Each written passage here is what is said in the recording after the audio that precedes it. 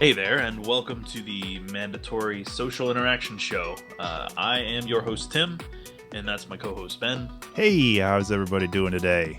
And we are playing Rogue Legacy. Yes, we Pretty sweet game, actually. I love this game. It is a pretty sweet game, but unfortunately, it was not the yet? game that we were planning on playing. Have you entered yet, or? Yeah, I'm in the starting. I'm going in then. So, all right, cool. Well, All right, so I'm in the building. It has built the castle. My volume might be a touch high, so I will be right behind you.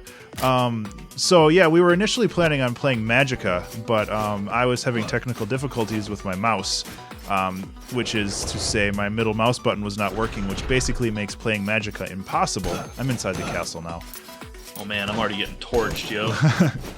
And then after that, we were thinking about playing a game called Dungeon of the Endless, which is super fun, but Tim hasn't played it before. And that is a game that requires a bit of knowledge beforehand. You can't really just jump into that one blind. Yeah. So we decided to just choose Rogue Legacy and do our own little thing. Fast. What's up? Did you I'm die? already dead. Oh my god. I haven't played this in a hot minute, though. So. Scrub. Yeah, I am a scrub. I love this game. And we were going to talk about Rogue Legacy, or not Rogue Legacy, we were going to talk about Dungeon of the Endless a little bit. Yes. And just how cool of a game it is. It's kind of like a tower defense game, except you're also... just a second, this is like a trap room. You're also controlling 4 heroes in... who kind of act as mobile towers, and also they have various skills and all this other stuff. So it has a lot of cool things going for it. But it does have a multiplayer. I just don't know how that multiplayer works, like in context with the rest of the game, and I haven't played it in a long time, and I didn't want to invite that kind of chaos into this stream. We already have enough chaos in this stream. Yeah, we kind of need to. We really need to kind of vet that one to make sure it's something that will be doable. I'm dead again. Oh my god, that'll be doable. I'm really bad at roguelikes. I can't wait to see your recording. Oh, it's great. It's fantastic. I have dyslexia. Awesome. 50 gold. I'll take it. Shit. I got my first unlock, the blacksmith. Yeah, I love roguelike games, and I think you were talking about it a little bit yourself. How much you like? I love FTL and stuff like that. FTL is a lot of fun, and in fact, I love science fiction games. So, FTL being what it is pretty awesome. I'm not a, on principle, I'm not a big fan of like permadeath and stuff like that, but I love the progression systems on roguelikes. Yeah, it has a formula to it, which I think is really kind of what makes roguelites, which, if you want to be pedantic about it, Rogue Legacy and Binding of Isaac and all this stuff is roguelite, because it's permadeath, but you do have progression in a sense. I died again. Oh my god. Are you still on your first life? Yep. I hate you. Why? I didn't do anything so wrong. Bad. So bad. Oh, I'm gonna die against this guy possibly. They throw special guys in the yep. Jump too high. I haven't played this. I don't think I've played this since my 250 YouTube sub stream. And oh, you played this on your 250 stream? Yeah. It Cool. was a lot of fun. I did pretty well, but I need to make plans for that sort of stuff, like 250 on YouTube and stuff like that. Mm-hmm. I didn't think about doing that. Yeah, it's fun. I can only say that my subscription count was buoyed because I had the How to Use Famitracker series. And I mean, that's literally the only reason why I have so many YouTube subscribers. And obviously I'm not complaining about that, but it's I still get them from time to time, and I'm very thankful that they're there. So I have a reasonable amount of subscribers. It's nothing really to write home about, but I guess that's all I can buy. Oh, my guy's like dark vision. Does he? Yeah. Mine is blurry. Mine needs glasses. And I can't afford anything. Doit. Yeah, I can't. Can't believe I'm still alive. I'm a barbarian or whatever, so I have a lot more health this time. Thankfully. Yeah. I chose of the three, I chose the guy with dwarfism, because there's usually a lot of secrets that you can get into if you have dwarfism. Oh, really? But the downside is that your sword is tiny. I died again. Well, we don't have to play this. No, I don't have a problem with it. I fully expect to die Yeah. a lot in these games, and I tend to die more than most, to be fair. Yeah, So, and I guess, I mean, that's kind of the point of these games, is you have the difficulty. The game is intentionally more difficult than, normal. But you also have that level of progression, so it gets easier and you feel like you did something worthwhile during that life. Yes. Unlike old NES games or something that were are just you had to brutal. restart entirely. Yeah, Yeah. those were horrible. God, there's so many unique guys. These are like, yeah. They're guarding chests, so I guess I can justify it, but it's so annoying. I got impaled by spikes. Oh no. I'm doing great. That's fine. Nobody's but, I mean, watching. nobody does watch, so there you go. Add that difficulty level of having a discussion though during it adds to the, I think, overall difficulty a little bit. Yeah.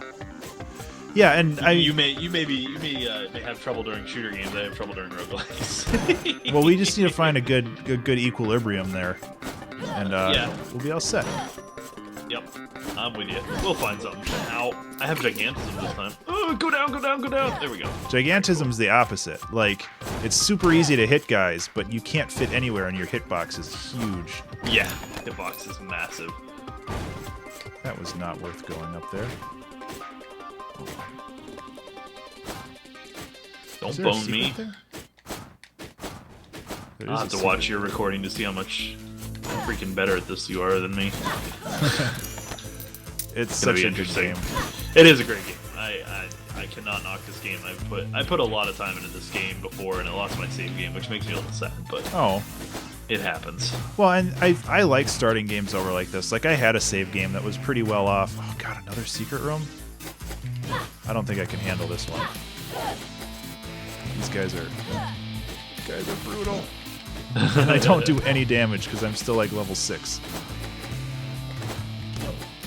I'm gonna try that one. But yeah, it's these types of games. I love Binding of Isaac, and I played a lot of Enter the Gungeon since it came out. And I absolutely love this style of game. I've not played that. How is it? Yeah, how is it? It's incredible and very hard, but it's really, really good. Like, did you ever play Nuclear Throne? I did not know. Okay, so that's you're familiar with what style of game it is, though, right? It's kind of like a top-down shooter, like the old Smash TV or something like that. Right. Yeah. Get these guys eventually. Holy crap! So it's like that, except with Binding of Isaac mechanics, where you get like there's a bunch of different weapons, and I might just die against these guys, but I'm too proud. Yeah, I died. So you can there's the best of you. there's like different Oh boy. mechanics or passive and active abilities, and a ton of different guns and all this other stuff. There I go. I'm dead. Yeah, walking Oh well. tank. I did pretty well that time though. Oh, that's good. Oh yeah. For somebody who has. Okay, I need to buy equipment. That's what I need to buy. I can buy some things this time though. Yeah, that's kind of the thing I'm doing right now. I just needed to save up enough money to buy something. Upgraded my knights into paladins. Nice. Okay, And my mana and my health are up. I can afford dash. Dash is so useful. There we go. Mobility. But yeah, Enter the Gungeon is super good, and it's full of terrible puns. And, I love puns. Lots and lots of inside like jokes, references to other games. It's go this way. It's definitely worth playing if you like that style of game, the top-down shooter, very frenetic, kind of bullet helly. Bullet hells are not my friend. So I may not enjoy that. Well, I actively avoid bullet hells. Well, and the main reason is because every bullet hell I've ever played, the mechanics have been terrible. To be fair, I mean, I may be a little biased there because I've only had bad experiences, and I'm sure there are some good ones out there. But now, yeah, and that's definitely an issue that might come up. But if you want, I think I have a recording. No, see, I have a recording of when I was doing a stream, but the YouTube messed it up, and it's like. It might not be right. I might be thinking of a different recording. Like, I think I played it during my 6-hour stream for the YouTube thing, and shit. And I think it condensed it down to a very super fast 2 minutes for some reason. I'm not sure if that's an issue with YouTube or I died. If that's an issue with YouTube or one of the settings from Twitch, like maybe YouTube just doesn't like videos that are 6 hours long. Found a giant eyeball boss. Oh yeah, good luck. Those guys are hard. Hey, look, a bullet hell. Yeah, that's pretty much what you're getting yourself Fighting into. a giant eyeball, and I'm dead. Oh well. I don't care about the architect, but he unlocks stuff. Who am I picking this time?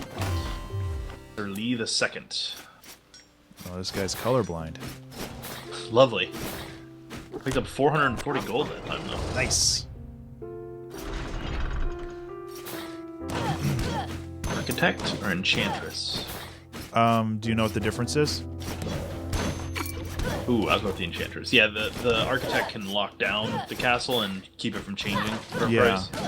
Which is good if you're trying to progress and beat bosses, but not really good for much else, at least in my opinion, because I can't double jump. Because you don't get like money drops, or at least a lot of money drops when you have the Architect locking down the castle. Right, because you'll lose your money every time. Yeah. So. Yeah, I can understand that. You want to avoid that sometimes. Yeah. But yeah, I'll send you a video of Enter the Gungeon. I think the run that I did record, if it's the one I'm thinking of, it was a decent run. I think it got to either the end of the game or close to the end. Yeah, that's one of those games that I kind of piqued my interest, but I kind of wasn't that interested in. I like the strategy kind of simulation styles more. Yeah. Like FTL for sure. Yeah, something that that isn't super reliant on twitch reflexes and time can be paused. Yes, that is a big thing. I'm dead already. That was freaking quick. Sir Lee the Second, you suck. Or I suck. Whatever. Are you playing with a keyboard or a controller? Controller. Okay. Yeah, I don't think I could play this with a keyboard, to be honest. Yeah, I don't think I could either. This is one of the few games that I bust my controller out for. Yeah, same here. Oh, stupid. You know, a game I haven't played in a while. Plants vs Zombies: Garden Warfare 2. Yeah, you played that one for a long time. Well, I played the first one a lot. Right, the second one I didn't play nearly enough. But still a great game. I mean, people give it a lot of flack, and it's funny because people are just like, really? Plants vs Zombies? But seriously, when you play it, it's like, it's refreshing, to be perfectly honest with you. Like, the mechanics are solid, the progression's good, it's balanced. I mean, it's pretty insane how much, like, time they put into making it a fun experience. Yeah, and it could have been so easy for them to just crap something out and be like, here's your game. Cash in on it, but they wanted to make a good experience.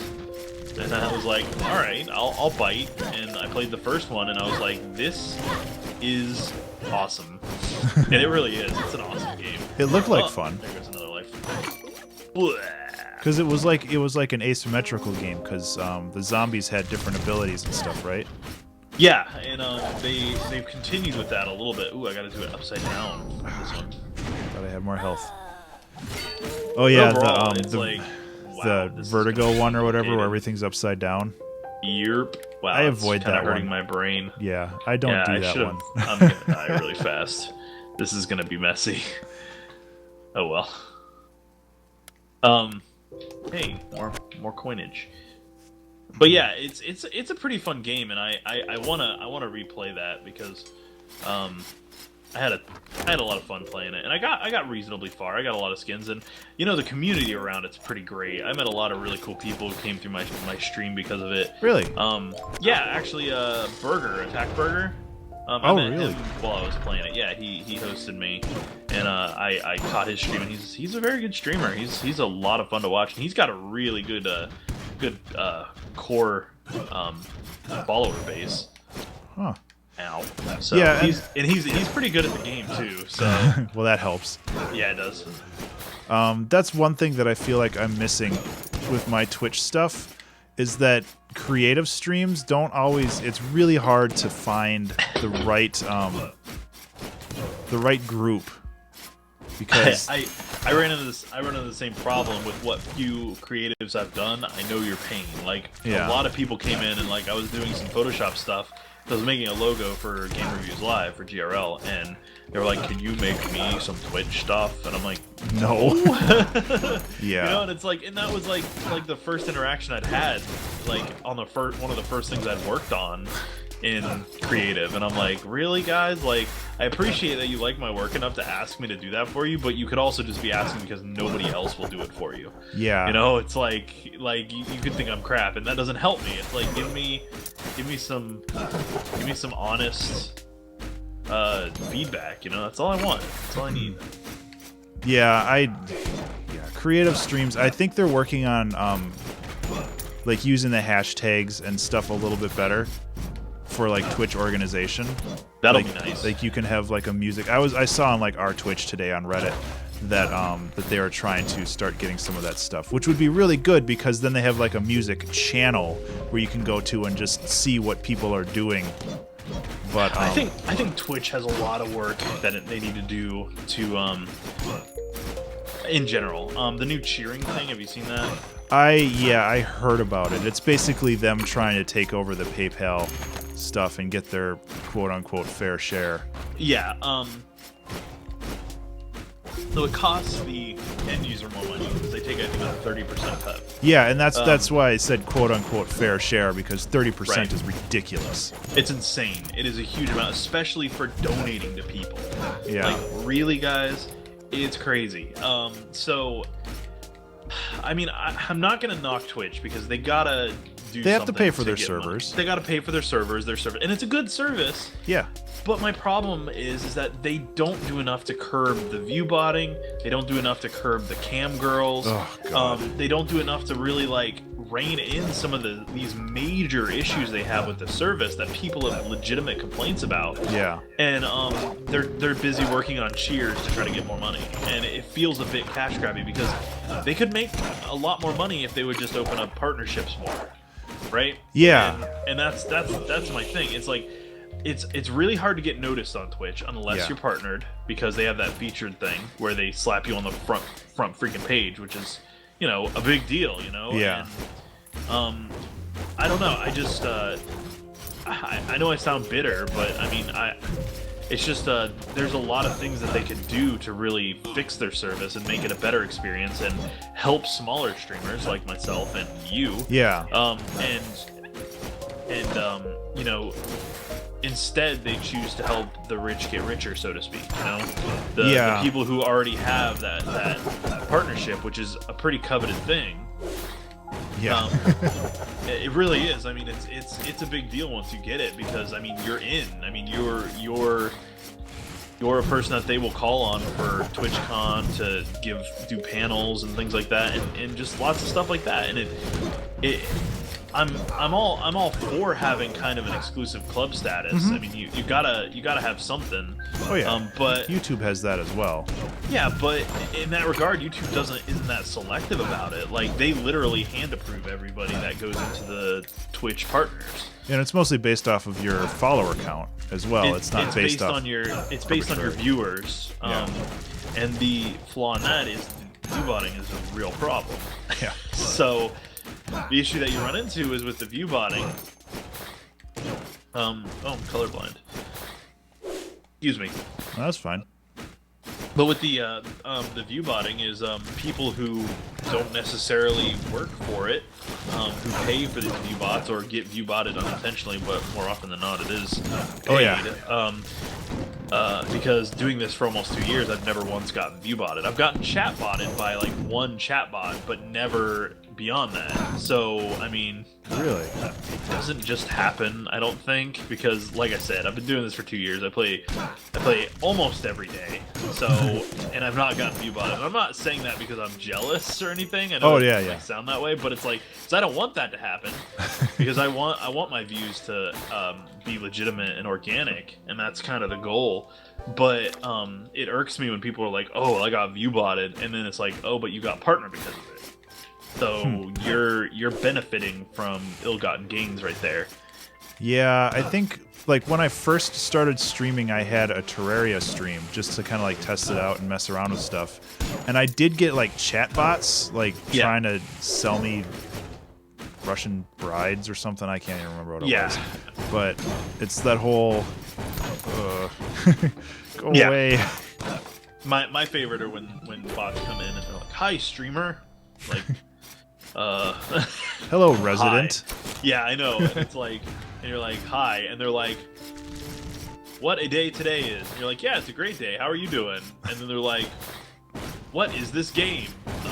Can you boy. not read?" You know, that sort of stuff. And it's like, oh, come on, like they just completely ignore you. And it's funny because people complain about streamers not being interactive and things like that. And it's like, well, chatbots do the opposite. Yeah. You know, like they ruin. They make you not want to interact as a streamer because you don't know what's legitimate and what's not most of the time. So, but it's a real problem. Oh, I'm at the eyeball boss again. Well, don't go in those doors. I shouldn't have. Too late. But overall, it's like I'll let you concentrate. ah! And I'll talk for a dead. bit. I I'm dead. I really okay, never mind. I'm done. I'm done talking. That was my quota.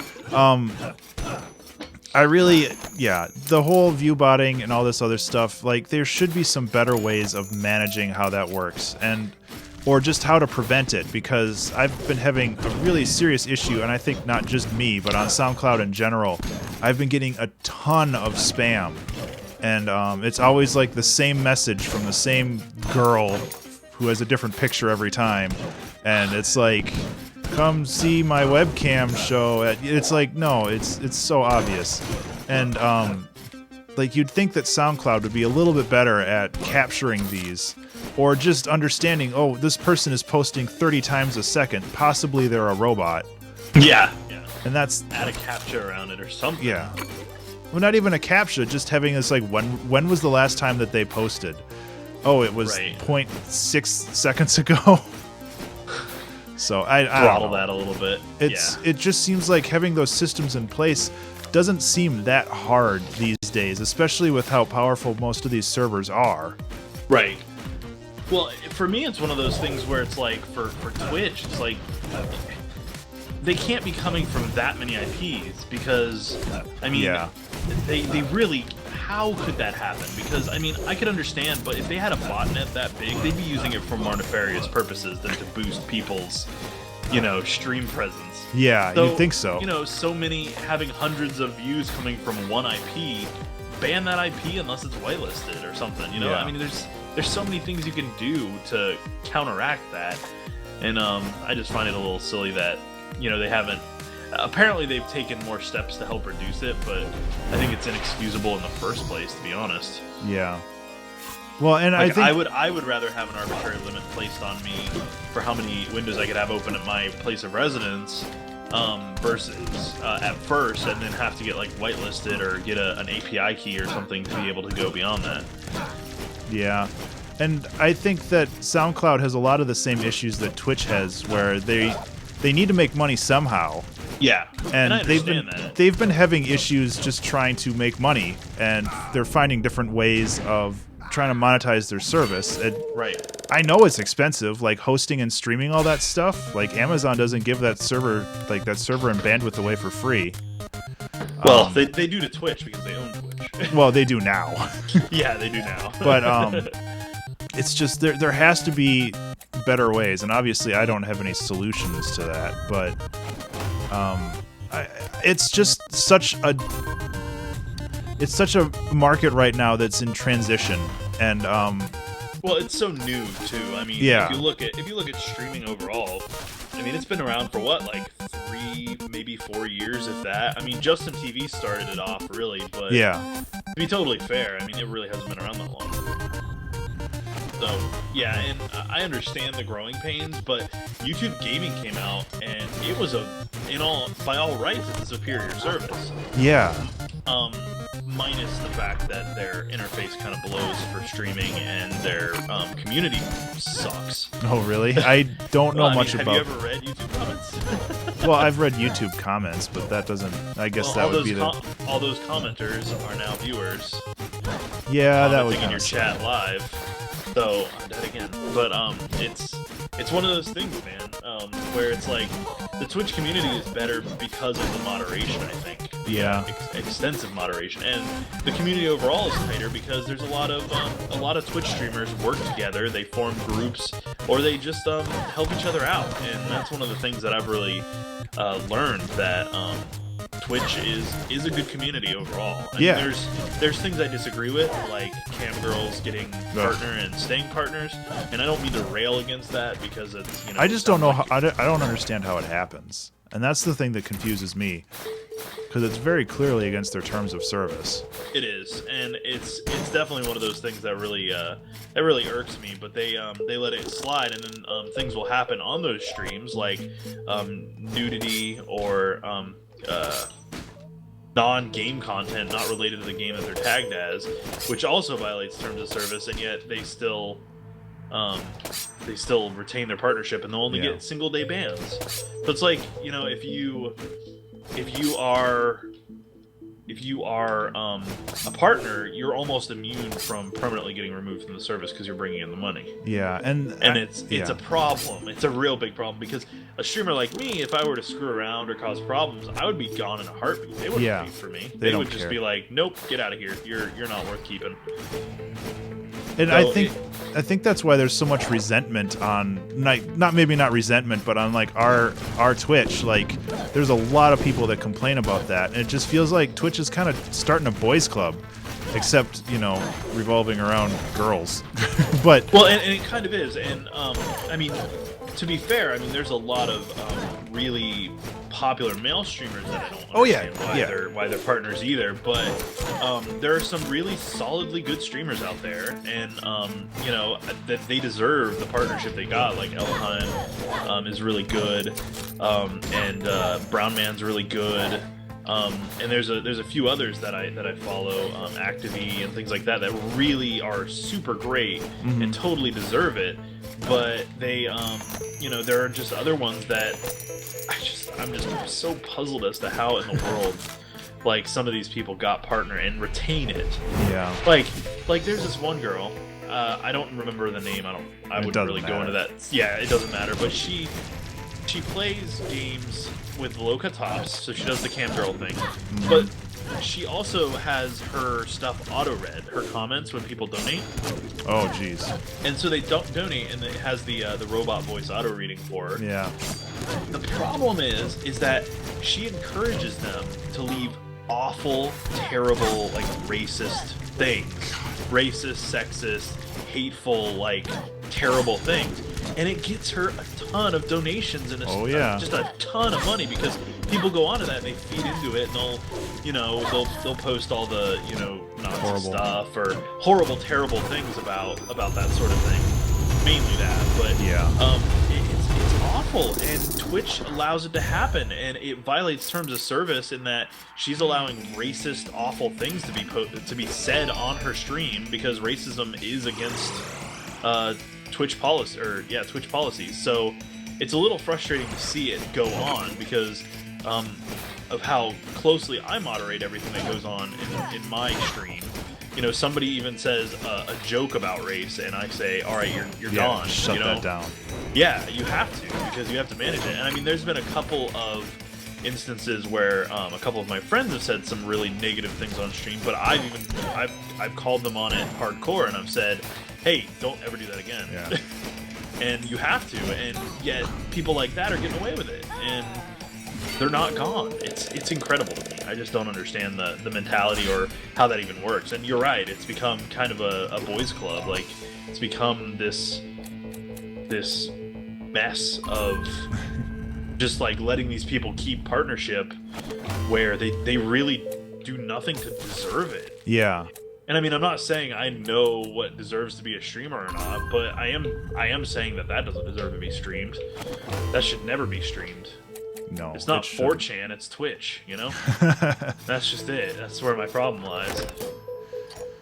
Yeah, and like you said before, it's like it's a new market and people are still figuring things out, and I'm sure it'll get better eventually, but it might get worse before it gets better. Correct. Yeah, that's my concern. And I mean, Twitch hasn't upgraded to an HTML5 player yet, but they're sitting here focusing on yeah, but they've been working on that for like 2 years. Well, that was like, another thread I saw. They've been working on it since before I started, since before I joined. And what kills me about that, and I mean, pardon me for getting off on a tangent, no, whatever. but they're putting in cheering to help bolster their partners. And again, my problem with cheering is it's only partners only, get it. Like, you can't cheer for your favorite streamer. Like, you can't give donations to your favorite streamer. That's kind of crappy. But add to that they're busy adding cheering. Freaking fix your service. Yeah. Like, make your HTML5 player and make the dang thing efficient. Are you trying to tell me that Adobe Flash is not the premier service of the future? Not Newgrounds, man. It's not Newgrounds. But to be fair, I mean, HTML5 players aren't that damn hard. Not anymore. They've been done for a long... There's, like, open source ones. Take one of those and pick it apart and leave a little footnote that says, you know, use, you know, X technology. Do that. Like, it's crazy that they've taken so long on it. They've taken longer than most games take to develop to make an HTML5 player. Like, that's crazy to me. It's just, it's brutal in my mind that that's even a thing. It really is. Yeah, I don't know. I'm new to Twitch relatively. I've only been streaming for 6 months, and 6 months. And but you did mention r/Twitch, which is a great resource. It is. It's a. They get a little weird sometimes. Like they get, you know. And not to knock that community either. I think that it's a great place to make connections and get general advice on streaming. But like they get really weird with like things like overlays and donations. They were like, no, you should never accept donations. And I'm like, what? What? That's stupid, because I've had people ask me, you know, like, where do I donate? And that's why I put in a donation button. That's why most of us put in donation buttons, I think. Yeah. Because I actually had people say, hey, I want to donate to you. And I'm like, I mean, you don't have to do that. And yet they still want to do it. So it's just one of those things that's like, who are you to say don't accept donations on your stream? It's your stream. Do what you want with it. Yeah. Like, they're like, oh, well, it turns people off. I'm like, that's never been my experience. Like, I can understand if you're begging for it. Yeah. You're like, hey, give me money. But, like, if you just have it open and available, that's unacceptable to say that you can't do that. Like, it's ridiculous. Some of the stuff that they say on that subreddit. And, I mean, again, it doesn't represent anything specific because... in all honesty, it is what it is, right? It's just a collection of streamers. Oh wow, I'm in the land of darkness. What the hell? Good luck. Oh my god, I died instantly. That was quick. But I think one thing that I can agree with what they say about donations is to not have the donation tracker. I think that gets a little bit too far in some people's faces. Like being like, this is the top donator for, you know, today. Yeah, and I personally have tried those, and I don't find that they work very well. Yeah. They actually, those do turn people off because because then you're encouraging people to compete to be better than other people, and it's just a little, I don't know, it's a little much for me. Yeah, but I don't like the idea of competition. Yeah, but I mean, to each their own. But I personally, unless there's a call for it from my community, I'm not going to do that sort of thing. Oh yeah, and I don't see why anybody, like any community, would ask for it. It's like, I want to make sure that I'm the top donator every day. Like I don't know anybody who would want to say that. Yeah, and it actually kind of encourages bad behavior on some maybe more naive people's parts who who aren't good at managing money. Yeah, it kind of takes advantage of people. It can, yeah, and oh lordy, take no damage. This is gonna be fun. Good luck. Those are usually pretty hard. I took damage. It's gone. There's the Land of Darkness. I'm gonna go this way. So you have more upgrades, right? I beat the first boss, by the way. Oh, I hate you a little bit. I got kind of lucky. Oops. Item found. I still died a Helios' lot. Blessing. How do you use items? It's the B button. If you're using an Xbox controller. Oh, okay. They picked up Helios' Blessing. Is there a way to switch between them? I think that is something that gives you a bonus on your next life. Either death doesn't take your toll, or something else. Like, that's something that gives you a benefit in the next playthrough. Oh, okay. Oh boy.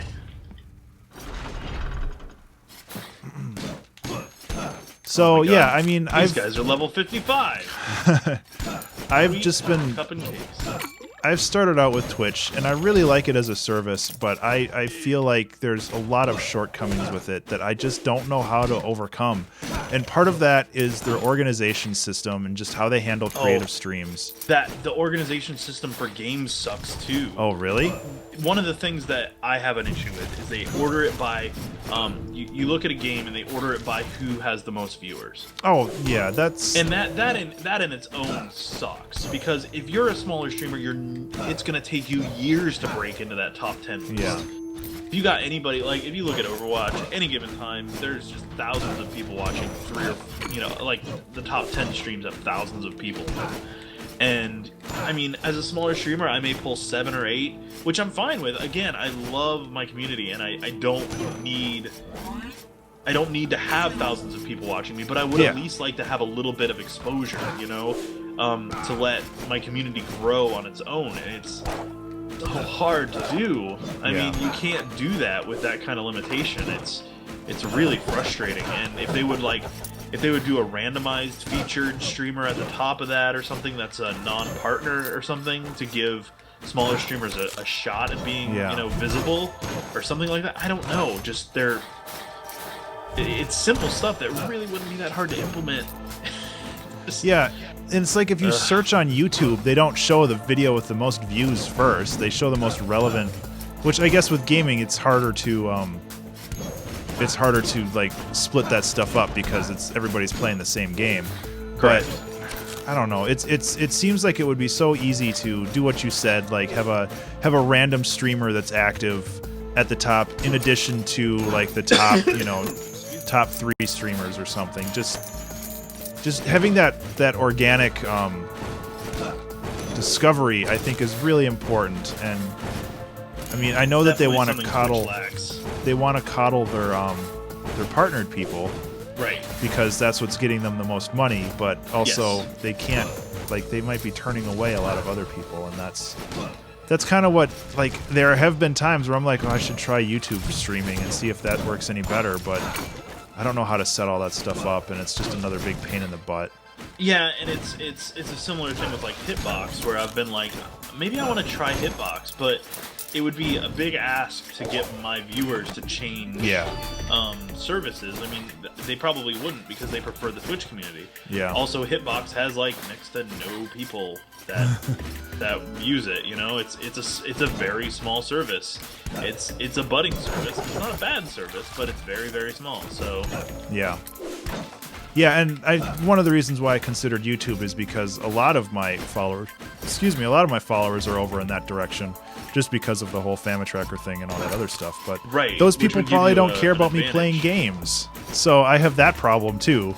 Right. Because I like playing games, but a big issue that I ran into, that you'll run into, is all the really big YouTubers now do YouTube live streams.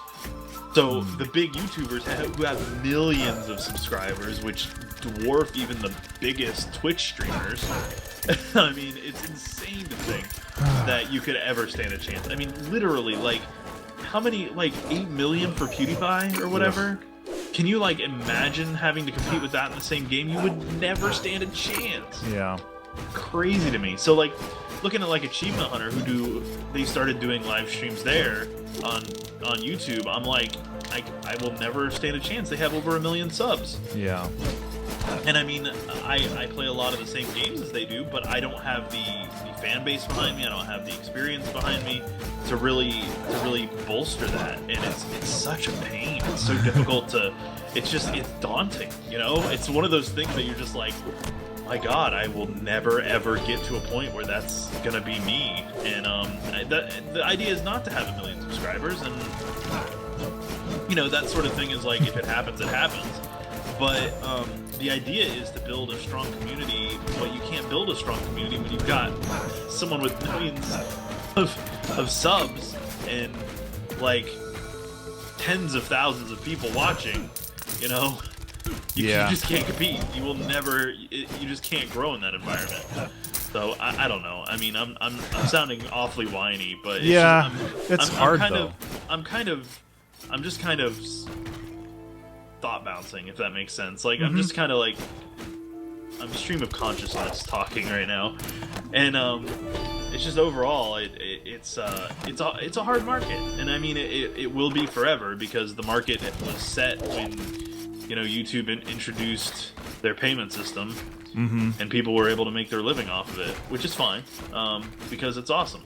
Yeah, I mean, if you think about it, it's crazy that people can actually make a living off of this. Yeah.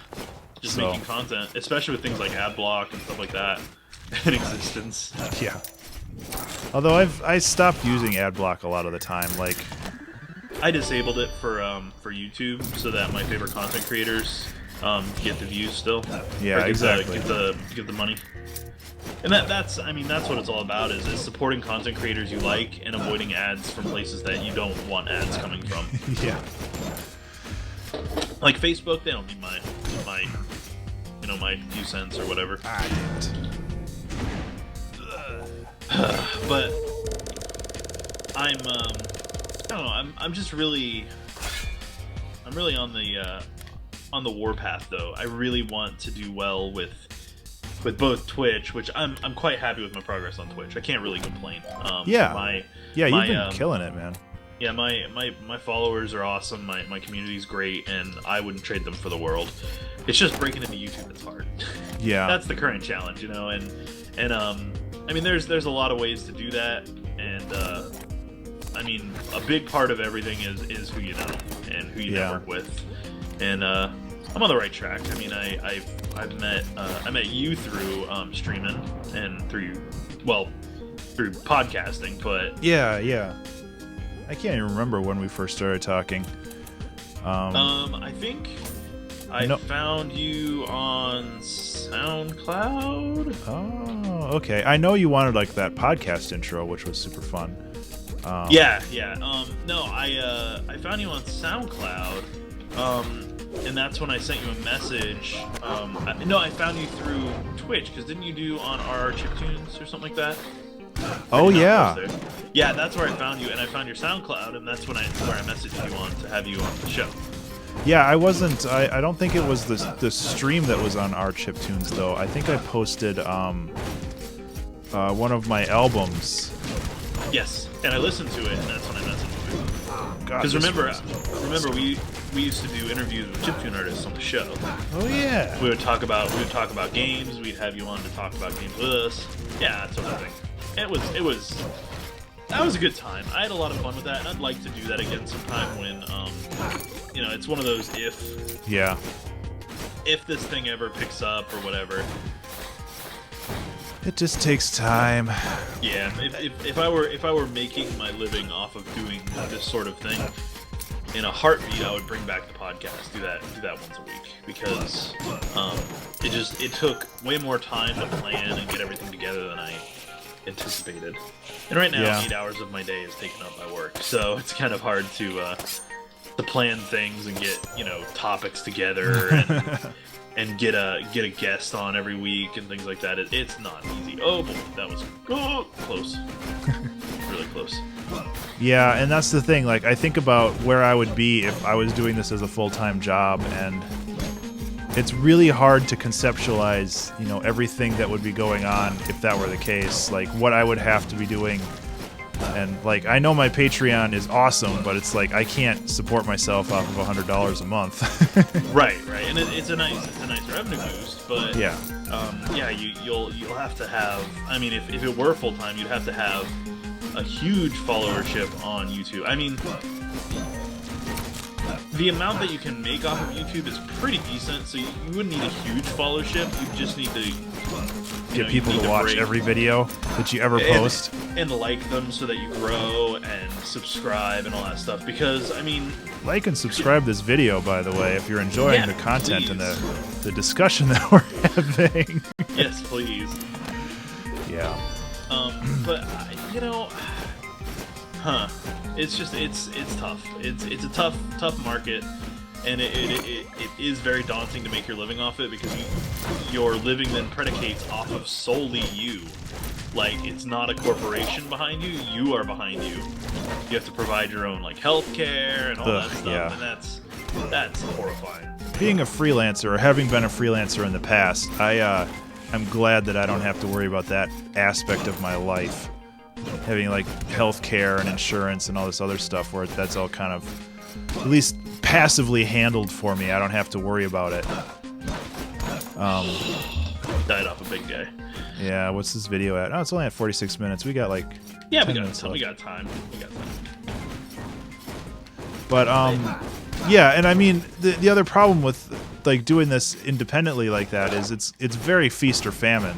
Like, yes, you can do really well for a while, and then things just kind of peter off, either because you're not innovating enough, or you're just not drawing in people, and then all of a sudden you just don't have a job, and you have this gap in your resume. It's just like, well, what were you doing over this 1 year span? It's like, I was making YouTube videos. Yep. I don't think that's going to go over super well at an interview unless you have a very nice unless boss. It's like a social kind of job, or a job in that kind of field, which is rare. These days, yeah. Yeah, it is. So I'm with you, man. I don't know. It's daunting, it's terrifying, but it's a challenge that I personally really want. Yeah, and me too. Like, if I could make all my money just making music all day, hell yeah, I would do that in a second. But commissions, I'm not at the point with commissions where I can be like, I want to charge this amount of money because that's how much it takes for me to survive. Right. Both because I don't think I'm like well known enough, and just because I don't like, it's hard to ask for that much money, and I think you're kind of familiar with that situation. Yeah, it is. So it's a lot to ask of people. So yeah. But you know, it gets there, and it's very slow. I started this stuff 3 years ago, and 3 years ago I started dedicating myself to like making music for games, and like actively trying to do that rather than just like making random crap when I feel like it. Right. So it's definitely getting there. It's just such a long process. It is, and I mean, I suffer from something similar. I mean, you know, the end goal, I guess, would be to support yourself entirely, support your family, and do what you love. Yeah. And I mean, I like my job. Oh yeah, me too. You know, I enjoy server administration, and because I love tech, and I'm such a frickin' nerd. I absolutely love technology, and I mean, it's just one of those. His name's McRib. Oh, yeah, you found one of the big guys, huh? yeah, he's whipping my ass. Oh God. Yeah, those big guys are tough. Nope. Ah. Got him. Oh, nice. Good job. And I got a chest out of it. Yeah, they always drop like a high tier chest. Oh boy. Which is good because they're a huge pain in the butt. Yeah, they are. Oh, why did I come down here? Oh, I'm gonna die. 16 health left. Run away! Well, yeah, and that's what No happened when I damage. beat that first boss. I had like 3 health left and immediately died in the next room. So it's like, well, that was kind of anticlimactic. Yeah. Do you get good stuff for beating the boss? Yes, you get a bunch of money. You get a couple permanent upgrades, like to health or strength or carrying capacity. It depends. So yeah, you get some pretty good rewards. It's worth doing, but you can only beat them once per save game, because that door is permanently closed once you beat them. Gotcha. So where was I? What was I saying? I got distracted by the big boss guy. I was talking about like making your living off of YouTube and content creation, and there's just some, and we were talking about enjoying our jobs as they are, but it's just my real passion is I got 100 gold out of that chair. My real passion is just content creation and gaming in general. Like my dream since I was freaking 6 years old or something was to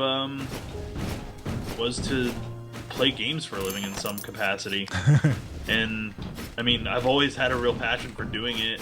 I love like machinima and stuff like that. Did you watch The Wizard as a kid, and that's what you wanted to do with your life? I never watched that movie when I was a kid. You did or you didn't? I did not. Oh. That was a movie I never watched. You're probably not missing out too much. I'm really not.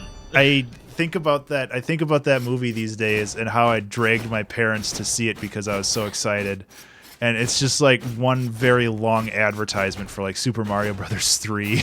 Yep. And I think about that. It's like, oh, I should call my parents and tell them I love them.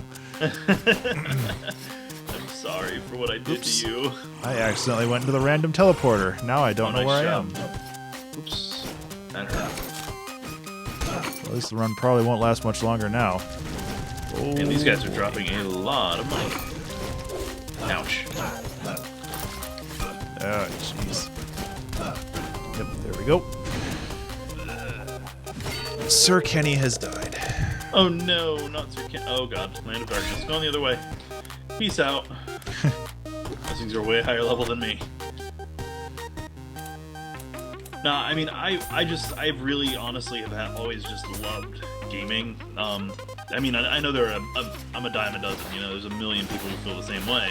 I'm sure you do too. You've always loved video games, obviously. You make music for them, and it's just my big thing is that I have always felt like there was more to it. Like I've always wanted, like I grew up watching like X-Play, like Adam Sessler and stuff like that. Why not? I guess I'm light-footed or something. I don't set off the traps. Yeah, you don't have a foot pulse, so the spike traps don't come out. Nice. I think that's what Lucky it is. me.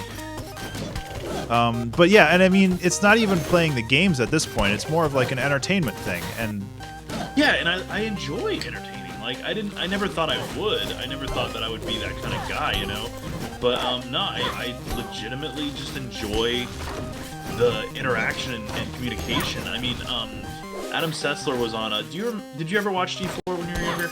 no, I don't even remember if I had cable when I was younger. All right. Kevin Pereira, who ran Attack of the Show, which was like a nerd talk show type thing, like a variety show, where they would talk about games or DVDs or just pop culture stuff. And he started because G4 shut down, which was RIP G4. Yeah. He started a new company of his own where he does a podcast, I think weekly, called Attack, which is like a spin-off of Attack of the Show. And because he was the lead of Attack of the Show, so he started it, and I think it was kind of partly his idea for Attack of the Show. And so he went ahead and started Attack, and he brought on Adam Sessler, who's by far, I mean, have you heard of Adam Sessler? I don't know if you have or not. I think so. He was the host of X-Play. Yeah. Well, one of them with Morgan Webb, and he was like my idol growing up because able to speak eloquently about games, reviewed them, had a real passion for games, and was kind of goofy looking. I'm kind of goofy. So, he gave me hope that there was, there's a chance for dudes like me to really like break into the market. And then he got involved with Discovery, who had started something called Revision 3, which was a gaming internet channel. that operated mostly off of YouTube, but they had their own site. And you know, he did that for a while, and he was back in it because G4 had forced him out, and he was doing nothing for a while, and he started doing Revision 3, and he led that, and it was just so cool to see him doing reviews again. He did like this absolutely gorgeous review of BioShock Infinite, like my favorite game ever. So but you know, he was just doing really well, and he's what really got me interested in doing reviews myself. Well, let me see if I can find it real quick. He was on Attack recently, and let me see if I can find this real quick. You're trying to hit us with a YouTube copyright violation? No, I mean, it's an image. I'm gonna quote him, but it's something he said, and it just really had an impact on me because it holds true, like, because he was talking about like Twitch and YouTube and personalities like that, where it used to be in television and things like that, it used to be about like being a personality, like not being being a character, you know, like a caricature kind of character deal, I guess, is what I'm looking for. And he was talking about how if I can find it, come on. I have so many posts, and it's gonna take me a minute to find it. I apologize. But he was talking about it, and he's just so eloquent with the things he says. And he said, I found it. He said, especially now, being genuine and not acting like you're prepackaged to pander to a pre-designed audience is all the more important. That really sunk in with me. I mean, I love that phrase because it's so true. Because being genuine is more valuable than being, pretty much anything else on the internet right now. Yeah, and people are looking for genuine. Interestingly, and I mean, if you look at like PewDiePie, the dude's a weirdo, and I think he's annoying, but he's himself, and kids love that. They love that he's genuine. And if you look at, like, do you remember the old Frank phenomenon? Way back in the day? Yeah, it was this guy who would wow, that's a mess. I'm not gonna go in there. Who would like talk, and he would just talk about like random nonsense crap. And he would like speed up his voice so he sounded like a chipmunk. He would talk about this really stupid stuff, and like Nickelodeon gave him a show and stuff. And he was doing really well for a while on YouTube. Like, he was one of the most popular channels on YouTube for a while. But the tides have kind of turned, and he disappeared. He's like totally gone. Like, he's non-existent at this point. And it's just really interesting to see that shift in like the paradigm shift culturally, that people are just looking for real, genuine people, which, I mean, it's not true 100% of the time, but I mean, people just tend to expect you on the internet to be as, I guess it's refreshing because the internet has so many fake people on it. Yeah. You know, so many lies, just so much, you know, anonymity gives people the right to be a jerk in their minds. You know, it justifies it. So it's one of those big things where it's like when you find somebody who is true to themselves, who is real, it's different. It's kind of a sad state of affairs, if you ask me. But a little bit, but that's, I mean, it's also just like everything else. It's just an evolution of how social or media like this is being consumed. Like, it's definitely changing, and people, I think it's a good change that people want to actually view real people rather than scripted and just boring events or like skits. And obviously, like, skits that are designed to necessarily like be comedy, that's different than being like, oh, I'm so mad, I'm gonna break my TV.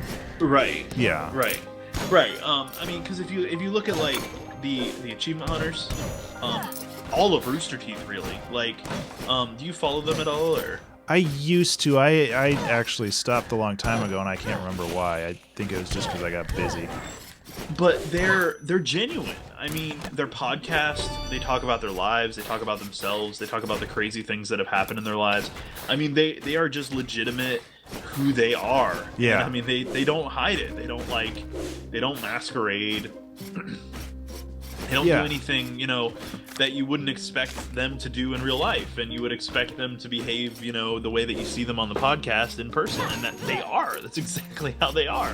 Yeah. So, one thing and- that Corridor Digital's been doing lately has been just doing their twice or once every other day vlogs, and they're just talking about studio stuff. Like they're setting Yeah. up their studio and they're just doing their normal day-to-day stuff, and that's infinitely more interesting than most other things on the internet.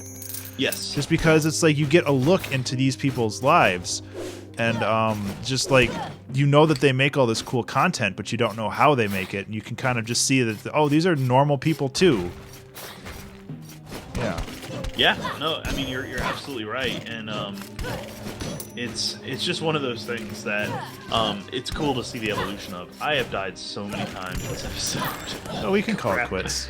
Well, yeah, we're at an hour, so Let me this I'm kind of going in too deep here, so I don't think I'm gonna last much longer anyway. I do Well, have let me life know when you steal, which is die. nice. Well, we can I'll, keep talking. yeah, for sure. But it's cool to see that kind of shift, that paradigm shift toward that sort of thing. I mean, Yeah. I absolutely love it, and it makes me excited about the future of my own stream, because I take it upon myself to be as genuine as I can. I mean, if I'm gonna play a character, I'm gonna play a character. I mean, I'm not gonna just be me all the time, but Yeah. it's gonna be situational. I mean, when I'm streaming, when I'm doing podcasts, when I'm just talking and hanging out, I'm going to be me. That's just how it is, Yeah. It's just one of those things. It's kind of that expectation. So it's cool, cool stuff to even think about and to kind of analyze, because it's growing fast. It really is. It is, and it's super changing important. fast. Yeah. Like, I know it sounds weird, but when I do my music production streams, people say that I have this Bob Ross sound to it, where it's just I'm just talking about what I'm doing, and I'm not super edgy, and I'm not yelling at the screen or anything like that, but it's I have this tone and I have this cadence, and I'm talking about what I'm doing, and I try to make it easy to. It's I'm okay with that kind of persona, but I don't bring it to the stream. That's just how I am when I'm streaming. Right. And right. I think you. Yeah. And It is who you are. if people want to call me the Bob Ross of music, I'm okay with that, but it's just that's who I am, and I think that people are starting to get just people want to watch videos from people because they want to know, they like the people. I watch Northern Lion videos because he's a weird dude, and he talks about crazy pop culture stuff that I have no idea how he can pull that out of his brain all the time. And I don't really care about the videos, I just care about what he's talking about. Right.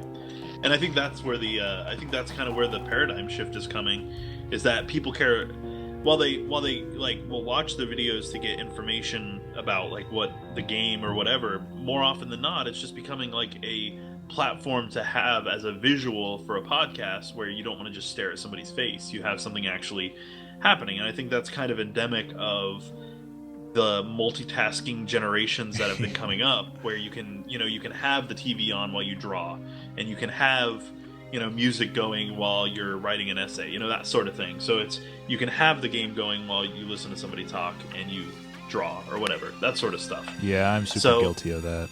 Yeah, and there's nothing wrong with that. To a point. It's not a problem, but it is for me. It's I'll just put 30 Rock in the background while I'm doing this. Oh wait, 3 hours have gone by and I haven't done anything.